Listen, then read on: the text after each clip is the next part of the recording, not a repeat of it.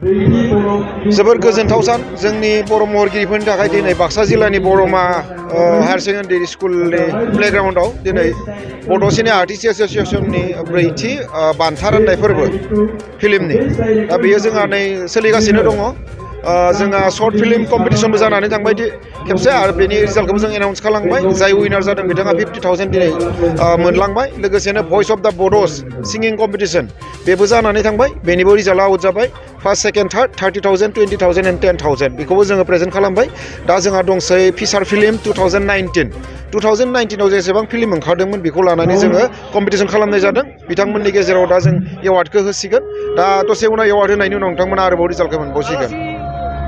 आलासि महरै जोंहा चिफ गेस्टआव दंमोन जोंहा प्रमद बर' सार, जोंनि बिटिआरनि मावफुं सोद्रोमा, गाहाय मावफुं सोद्रोमा। लोगोसेनो जोंनि आसाम एसेम्ब्लिनि स्पिकार मानगोनां बिस्वजित दैमारि सार बिथांमोनाबो दङ आरो माखासे जोंनि बिटिआरनि इएम आरो एमसिएलए बिथांमोना दंफैयो जोंनि गेजेराव। बिथांमोननि आखाइजों जों जोंनि दिनैनि बड' सिने आर्टिस्ट एस'सिएशननि जा ब्रैथि बान्था राननाय फोरबो आरो बै बान्थाफोरखौ बिथांमोननि आखाइजों जों नाजावनाय जागोन। माने जिखिनि बिथां आर्टिस्टफोरा बान्था देरहानो हादों बिथांमोना जोंनि आलासि बिथांमोननिफ्राय बान्थाखौ आजावगोन। फैबाय थानाय समाव बिसाया माबायदि खामानि मावलांनायनि थांखिफोर लानाय? दिनै जों बिसाया दिनै ब्रैथि बान्था राननाय फोरबो खुंनो हाबाय फिसार्स फिल्मनि।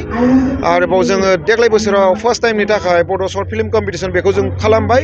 नेक्स्ट टाइम जों नेसनेल फिल्म फेस्टिभेल खुंनायनि मोनसे लाहार फाहार खालामगासिनो दं। बेबो जानो हागौ जाहैगोन फैनाय बोसोरसिम। जों बेखौनो दिनै स्टेप लादों। बर'नि थाखाय इयो मा मेसेज? जिहेतु हारिमु होननायानो जोंनि मोनसे जाथि जौगाहोनायनि बा जाथि सिनायनायनि मोनसे फेक्टर, गोदोरसिन फेक्टर।